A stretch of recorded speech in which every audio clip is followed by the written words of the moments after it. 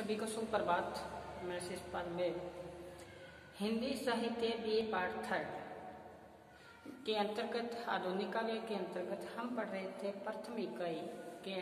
प्रथम इकाई में संभोग जगदीश गुप्त द्वारा रचित एक लघु काव्य को हम पढ़ रहे थे। उसमें हमने जो प्रथम खंड है राज द्वार, उस पे हमने अध्ययन किया और आज हम शुरू करने जा रहे हैं दूसरा इनका खंड पुष्पक यान। उसमें हम राम उस पुष्पक यान में सवार होकर किसकी खोज में निकले हैं, उस सुदर मुनि शंभु की खोज में निकले हैं कि जब राज दरबार में वशिष्ठ जी द्वारा बताया गया कि दंडक वन में एक शंभुक ऋषि है, तपस्या कर रहा है और तपस्या कर रहा है स्वर्ग की प्राप्ति के लिए, एक दिव्य कृपाण के लिए, तो नारद जी ने बताया कि अब नहीं होगा राम का कल्याण। तब वशिष्ठ जी ने बताया कि क्या स्वर्ग लोक में सारे अंधे हैं क्या? अंधे का आशय भोग विलासा की में ही लिप्त रहते हैं क्या? कि एक सुत पुत्र की मृत्यु होना और इधर विप्र सुत पुत्र की मृत्यु होना और इधर एक शंभुक जो ऋषि है, सुंदर ऋषि मुनि है, उसकी हत्या का क्या संबंध है? तब नारद जी ने बताया कि संबंध है। तब ये संदेश लेकर राम दरबार में जाते हैं वशिष्ठ जी। तो राम ने क्या कहा? राम ने कहा कि अब वो अकेले ही जाएंगे और शंभु की क्या करेंगे? वध करेंगे। तो क्या कहा? राम ने निश्चय किया यह है कि वे अकेले ही करेंगे सुदर मुनि की खोज और सचिव सेवक साथ में कोई न होंगे, चाहे कितने लग जाए रोज। मेरे साथ कोई मंत्री या सेवक नहीं जाएगा, चाहे कितना ही समय क्यों न व्यतीत हो जाए। मैं जाऊंगा और उस क्या करूंगा कि सुंदर मुनि की खोज करूंगा। तब खोज करने के लिए राम निकलते हैं। तब यहाँ प्रसंग बनता है पुष्पक यान से है ये। तो जब रामचंद्र जी उनको खोजने के लिए जाते हैं तब की ये बात आई है। तो क्या बताया है इसमें कि विप्रसुत की मृत्यु हो जाने पर मृत्यु का कारण जब बताया कि सुंदर मुनि तप करना बताया गया, राजा राम को जैसे इस कारण का पता चलता है तो एक पुष्पक यान पर सवार होकर ढूंढने निकलते हैं। अब पुष्पक यान है, उसकी शोभा का वर्णन यहाँ पे बताया है कि पुष्पक यान की शोभा कैसी थी, कैसा वो सुंदरता लिए हुए था। तो क्या बताया है देखना कि रतन मणियों से जड़ित प्रतिबिंब में अभिराम कर रहा सत्य रूप पर कटित एक दर्पण सा धाम, चमचमाती जाले सीधी खींची सब और आठ पत्थर संभालती, बहुरंग रेशम डोर गवज कंगूरों से बंदे लहरा रहे उन्मुक्त घंटियां बजती मधुर ईश्वर कंपनों से युक्त। फिर बताया सवर्ण खम्भों में बने मणिधर निकलते मोर, थी खंचित गज पंक्तियां कुछ कीर्ति मुख की ओर। राम को आरूढ़ कर चल दिया पुष्पक यान, उठा जो भूमि तल से उठ गई सोपान। फिर आगे देखो क्या बताया, एक झंझावात सा मन को गया झकझोर, देखते गर्दन उठाते सब उसी की ओर, आसनी सी 10 दिशाएं रही गिरवा मोर। यान जाएगा किधर बाकी सबों को छोड़, सब दिशा उत्सुक बनी थी पंख अपना खोल। रूप रस में दिया किसने मधुर कलरव घोर, हुई उसकी गति नियंत्रित ले मनस आधार। यान चलता राम के संकल्प के अनुसार, उठ गया बादलों की सतह से ऊपर, किंतु राम के लोचन लगे भूपर। मुद्रिका के सवर्ण तल सा दीप्त सूर्य ने नगीने सी अवध नगरी जड़ी मरकट के। तो ये शोभा का वर्णन किया गया यहाँ पे पुष्पक यान का, उसके बारे में यहाँ बताया है। तो क्या बताया है कि रत्न मणियों से जड़ित प्रतिबिंब में अभिराम का से सुंदर। तो कवि बताते हैं जगदीश गुप्त पुष्पक यान का वर्णन करते हुए क्या कहते हैं कि जो पूरा यान था किससे जड़ित था, जड़ा हुआ था कि यान मणियों से जड़ा हुआ था, हीरे मोतियों से। सभी रत्न मणि एक दूसरे को क्या कर रहे थे, प्रतिछाया मतलब प्रतिबिंबित हो रही थी। एक का प्रकाश दूसरे पे गिर रहा था, दूसरे का प्रकाश दूसरे पे। तो ये ऐसा लगा जैसे प्रतिबिंबित हो, अभिराम सुंदर दिखाई दे रहे थे, कर रहा था सतरूप, सैकड़ों रूप को प्रकाशित कर रहा था। कौन कर रहा था, रत्न मणियों से जो जड़ित पुष्पक यान था। फिर बताया एक दर्पण धाम, देखो एक दर्पण धाम सा लग रहा था, जिस प्रकार दर्पण का मंदिर हो, उसमें एक माचिस की तीली जला दी जाए तो सब जगह प्रकाशमान ही प्रकाशमान हो जाता है।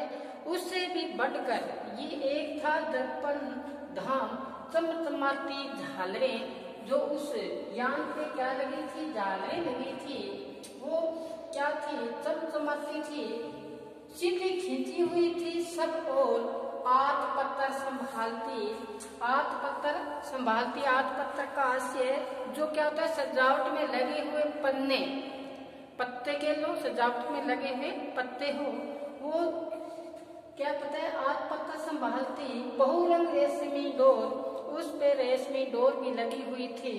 और बताया है धवज कंगूरों से बंधे लहरा रहे थे उन्मुक्त। उनके जो बताया है कि चारों तरफ से रतन से जड़ित होने के कारण कहते हैं कि 100 रूप उसके प्रकट हो रहे थे।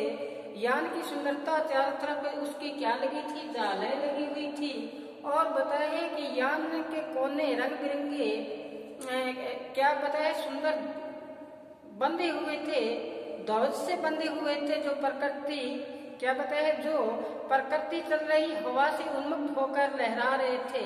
जैसे जैसे हवा चली उसमें लगे हुए क्या कि ध्वज कंगूरों से बंधे लहरा रहे थे उन्मुक्त, अपने ऐसे लहरा रहे थे जैसे बंधे ही न हो, अपने आप ही लहरा रहे थे चारों तरफ से। और फिर बताया कि घंटियां बजती, उसके यान पे बंधी हुई घंटियां इस बंदी थी, उसमें जो उसमें सवर निकलते थे, ऐसा लगता था जैसे सवर लहरी निकल रही हो, और उस को क्या बना रही थी, सुरम्य बना रही थी। आया है ना यहाँ कि मधुर स्वर कंपनों से युक्त, जैसे जैसे यान की सजावट का यहाँ पे शोभा का वर्णन किया गया है। रत्नों से जड़ित यान है, उसमें झालरें लगी हुई है। और फिर ऐसा बताया कि एक ऐसा दर्पण सा धाम हो, चमचमाती उसमें झालरें लगी हुई है, और बहुरंग की रेशम की डोर उसमें समाहित है, और उसमें जो ध्वजें लगी हुई है वो लहरा रही है उन्मुक्त होकर। और ऐसा उसमें सवर निकलता है कि चारों सभी को क्या कर दिया, एकाकार की स्थिति में ले आए, सब एक उसी रंग में रंगेंगे। फिर देखो आगे कि वो है पुष्पक यान, वो बताए सवर्ण खंभों में बंधे मणिधर निकलते मोर, उसमें जो खंभे लगे हुए थे वो ऐसा लगता था कि जैसे क्या है, जैसे खंभे हैं वो सवर्ण यानी सोने के बने हुए खंभे हैं। और उसमें भी क्या है कि आया है कि सब खंभों बने मणिधर निकलते मोर, उसमें चित्रकारी की गई है। जैसे मोर है वो किसको निकलते हुए दिखाया गया है, मोरों को निकलते हुए दिखाया गया है। और उस पे पंक्तियां बनी हुई है, वो किसकी है, हाथी की आया है ना, थी खचित गत पंक्तियां, हाथी की उसकी पर पंक्तियां बनी हुई है, हाथी के चित्र उकेरे गए हैं। कीर्ति मुख की ओर एक ऐसा लगता है जैसे कि हाथियों मुख अत्यंत गहन रूप में खुले हुए दिखाई दे रहे हैं और उस आसन पर राम विराजमान है। आगे देखो कि राम हुए आरूढ़ कर चल दिया यान पुष्पक यान। ऐसे यान पर कौन सवार हुए हैं? रामचंद्र जी सवार हुए हैं कि वो अकेले ही निकलते हैं पुष्पक यान लेकर। कहते हैं कि उस पुष्पक यान निकले अकेले और किस उद्देश्य से निकले हैं कि शूद्र मुनि शंभु की तलाश में और पुष्पक यान में उस दंडक वन में ढूंढने के लिए अकेले ही निकले हैं। तो कहते हैं उसमें आरूढ़ होकर, उस आरूढ़ का मतलब आसन ग्रहण करके चल दिए हैं पुष्पक यान। जो जो उठा भूमि तल से उठ गए सोपान। जैसे जैसे वो भूमि तल से ऊंचा उठा है तो ऐसा लगा जैसे ऊंची सीढ़ियां ऊंची उठ गई हो। सोपान का से सीढ़ियां ऊंची उठ गई हो तो चारों तरफ से फिर क्या हुआ, ऐसा यान ऊंचा उठा तो चारों तरफ से एक मधुर आवाज, एक ऐसा संगीत जो सभी को एक रस में क्या करते हैं, तल्लीन करते हैं।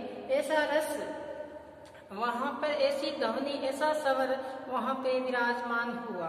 तो यह यहाँ बताई कि उठ गए सोपान की स्वर हुआ ऐसा जैसा गूंजता हो गीत, भर गया आकाश भर में प्रतिकर संगीत। संगीत पूरे आसमान में व्याप्त हो गया जैसे जैसे यान ऊंचाई लिए हुए ऊंचा उठा। तो आगे क्या बताया है देखो कि एक झंझावात सा, क्या बताया है, एक झंझावात सा, झंझावात का से तेज हवा तूफान सा लगा। जैसे ही यान ऊंचा उठा तो ऐसा लगा, कवि कहता है कि जैसा कि हलचल सी मच गई चारों तरफ से, प्रकृति में हलचल सी जिज्ञासा सी हुई सभी के हृदय के अंदर। तो क्या बताए, मन को झकझोर देखते गर्दन उठाते सब इसकी ओर। वहां पर सभा में विराजमान सभी राज दरबारी उसी यान को देखने में की उत्सुकता थी। रामचंद्र जी के क्या कर रहे थे, सब दर्शन कर रहे थे। वातावरण ऐसा मधुमेह संगीत बन गया वहां पे। तो ये बताया है इस तरह यान को देखते हुए सबके मन में विचारों की क्या चली, झंझावात सी चली, विचारों की क्या चली, आंधी सी चल पड़ी अंदर सभी के। क्योंकि राम ने कहा था ना कि मैं अकेला ही जाऊंगा और शूद्र मुनि की क्या करूंगा, तलाश करूंगा, न तो कोई मंत्री होगा न सेवक होगा। तो आगे क्या बताया है कि अंसनी सी 10 दिशाओं में। अब कवि ने उस यान की शोभा बढ़ाते हुए यान की तुलना की है कि यान ऐसा है जैसा क्या हो, हंस के आकार का हो, हंस के आकार का सा बना हुआ था। जिस प्रकार से हंस होता है उसकी गिरवा जो गर्दन होती है वो सुंदर होती है। वो गर्दन क्या बताया, हंसने की सी 10 दिशाएं उस यान के जो यान था वो हंस की बांधी था, उसकी जो वो देख रही थी 10 दिशाओं को, यान 10 दिशाओं को देख रहा था। अपनी गिरवा मोड़, अपनी गर्दन को मोड़ कर हंस देखता है, उसी प्रकार वो यान क्या है सभी को देख रहा था। फिर क्या बताया है, यान जाएगा किधर। अब सभी के मन में ये है कि यान किधर जाएगा, सबों को, बाकी सबों को छोड़ जो पृथ्वी पर विराजमान हंसनियां वो सोचने लगी कि हमारा जो हंस है वो किधर जाएगा हमें छोड़कर। यानी कि उनको भी व्याकुलता हुई कि हमें छोड़कर आज ये हंस कहाँ जा रहा है। तो बताया है कि बाकी सभी को छोड़ सब दिशा उत्सुक बनी हुई थी, हर दिशा में व्याकुलता थी, बेचैनी थी कि ये हमारी तरफ आए, उत्सुकता बनी हुई थी। पंख अपने खोल, रूप रस में दिया किसने मधुर कलरव घोल। तो ऐसा सभी को एक एकाकार की स्थिति में ले आई, सभी के हृदय में उल्लास भर गया, खुशी ही खुशी भर गई। तो ये बात यहाँ बताई है। फिर बताया कोई उसकी गति नियंत्रित, यान आसमान में विचरण कर रहा है, उसकी जो चलने की गति है वो क्या हुई है, अब नियंत्रित हुई है, कम हुई है।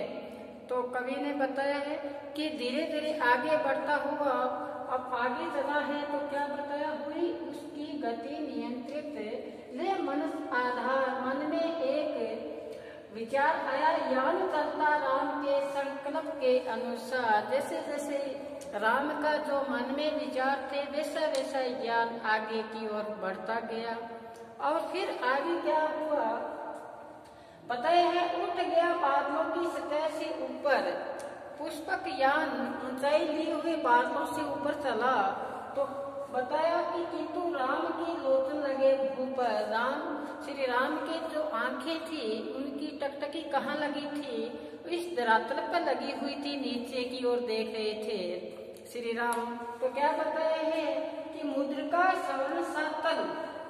अब अयोध्या नगरी के वहां के जो वातावरण है वहां के बारे में बताया कि मुद्रिका के सवर्ण सातल दीप्त सूर्यों ने अयोध्या नगरी में, वहां पर सूर्य नदी बहती है, उनका जो नीर है पानी है उसकी आभा सुंदरता लिए हुए ऐसा लगा जैसे आज नगरी है वो किससे जड़ित है, नगीनों से जड़ित है, जैसे हीरे मोती से वो क्या है जड़ित है।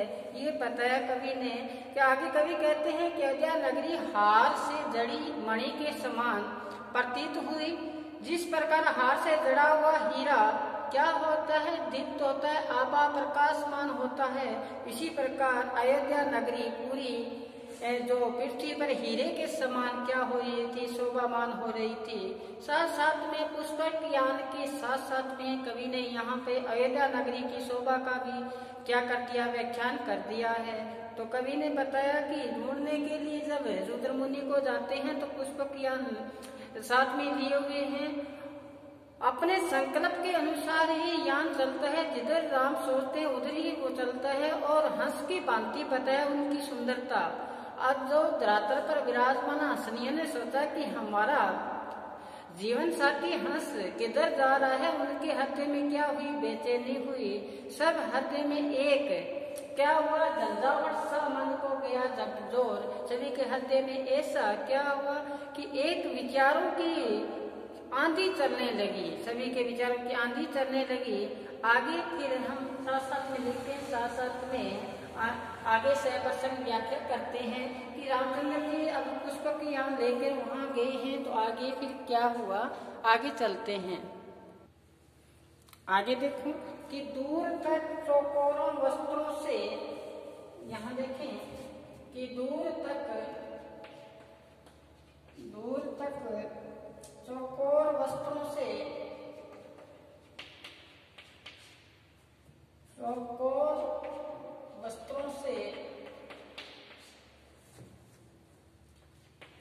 वस्त्रों से, बीचे वन के खेत, बीचे वन के खेत। फिर है श्वेत चांदी चूसी,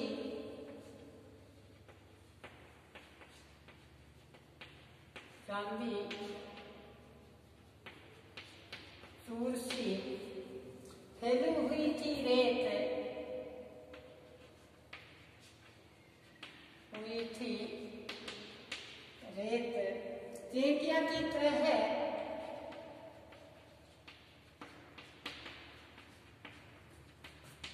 चींटियों की तरह है, चींटियों की तरह है चलते लग रहे थे,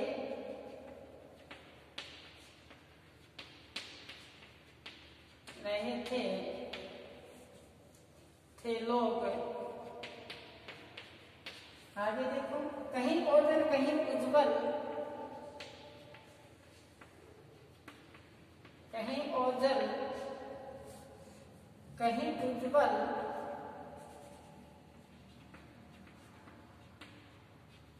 कहीं उज्जवल, दृष्टि का संजोग, दृष्टि का संयोग। फिर देखो बिछा चौसरसा,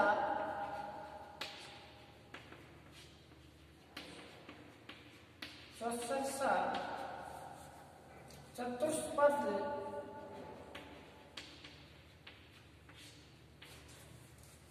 कोड़ियों के ढोर,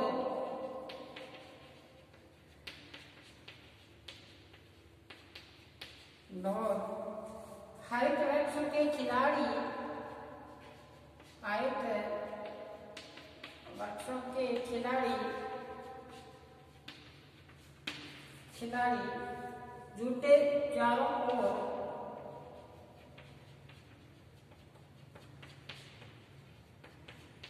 अब रामचंद्र जी जब सुंदर मुनि की तलाश में जाते हैं और राम राज्य में ऐसी विपदा आती है कि ब्राह्मण का बेटा अकाल मृत्यु को प्राप्त होता है और राज्य में हाहाकार मच जाता है कि विप्र सुतपुत्र की मृत्यु का कारण राजा है। जब राजा को जब श्री राम को वशिष्ठ जी द्वारा बताया जाता है कि एक सुंदर मुनि तपस्या कर रहा है, तो पुष्पक यान लेकर रामचंद्र जी निकलते हैं। तो पहले पुष्पक यान की शोभा का वर्णन आया और अब आगे बताया कि जैसे ही वो विराजमान हुए, जब जा रहे हैं तो लोगों के मन में एक आंधी चली विचारों की। और फिर बताया आगे कि बैठे बैठे रामचंद्र जी जब भूतल पर देखते हैं तो अयोध्या नगरी का दृश्य है, उनकी शोभा का वर्णन किया यहाँ पे। तो बताया दूर दूर तक चकोरों वस्त्रों से बिछे वन के खेत। जब कवि बता रहा है कि अयोध्या के दूर दूर तक चकोर वस्त्रों की तरह है, वन और खेत दूर दूर तक क्या है, फैले हुए हैं। जिधर भी दृष्टि जाती है अयन बिछे हुए खेत, श्वेत चांदी चूर सी फैली हुई रेत है, वो लग रही है जैसे चांदी बिछी हुई है चारों तरफ से अयोध्या नगरी में। फिर बताया कि चींटियों की तरह चलते लग रहे थे लोग। राम है बादलों से ऊपर पुष्पक यान में विराजमान है, तो वहां से दृष्टि गई तो ऐसा लगा कि अयोध्या नगरी के जो लोग हैं वो चलते हुए ऐसे लग रहे थे जैसे चींटी हो। चींटियों से आकार लिए हुए छोटे छोटे लग रहे थे। और फिर बताया कि कहीं ओझल कहीं उज्जवल, कभी आंखों की दृष्टि जाती तो कभी तो आंखों से ओझल हो जाते और कभी वो स्पष्ट दिखाई देते। और बताया दृष्टि का संजोग, जहां जहां दृष्टि जाती वैसे उनको पता चलता। फिर आगे क्या बताया कि उनके जो खेत है वो एक चौसर की भांति खेत, और जो अयोध्या नगरी है उनकी जो गलियां है वो कैसी है, गलियां चौसर की भांति फैली हुई है, चतुष्पद लिए हुए हैं। जिस प्रकार से चौसर का खेल होता है उसी प्रकार से ये भी चौसर व्यवस्था के अनुसार क्या बनी हुई थी, सड़कें बनी हुई थी। जिस प्रकार से शतरंज के खेल में जिस प्रकार क्या होता है वो मार्ग चौसर की तरह एक दूसरे पर काटते हैं, इसी प्रकार अयोध्या नगरी के जो रास्ता था, मार्ग था, वो एक समकोण के भांति एक दूसरे को काटता था। ये यहाँ पे बताया कोड़ियों का सा ढेर, ऐसा लगता कि वहां ऊंचाई लिए हुए सड़क के किनारे लगे हुए पेड़, हरे पेड़ एक खिलाड़ी की भांति जो चौसर में खेला जाता है उनकी भांति दिखाई दिया। तो कवि ने यहाँ पे अयोध्या नगरी की जो नगरीय व्यवस्था है, एक शतरंज के खेल की यहाँ क्या दी है, उपमा दी है। प्रतीत हुई कि एक शतरंज के खेल की बिछी हुई बाजी के समान उनको दिखाई दिया। ये जब पुष्पक यान लेकर रामचंद्र जी जाते हैं तो अयोध्या नगरी भी दिखाई देती है, कभी आंखों से ओझल होती है, कहीं स्पष्ट दिखाई देता है। ये तो उनका दृष्टि का क्या होता है, संजोग होता है। और फिर साथ में बता दें अयोध्या नगरी की जो सड़कें हैं वो समकोण काटते हैं, एक चौसर शतरंज खेल की भांति दिखाई देती हैं। फिर वहाँ के जो पेड़ हैं उसके बारे में बताया कि शतरंज में जो खिलाड़ी होते हैं वो पेड़ की उपमा दी गई यहाँ पे। तो कवि ने यहाँ पे आकाश मार्ग में जाते हुए राम पृथ्वी पर जो अयोध्या नगरी का अनुपम सौंदर्य है उनकी यहाँ पे क्या कर रहे हैं, व्याख्यान कर रहे हैं। आज बस इतना ही पढ़ेंगे, कल फिर हम अयोध्या नगरी की शोभा का वर्णन फिर आगामी वीडियो में अध्ययन करेंगे। तब तक आप घर पर रहें, सुरक्षित रहें और पढ़ते रहें। धन्यवाद।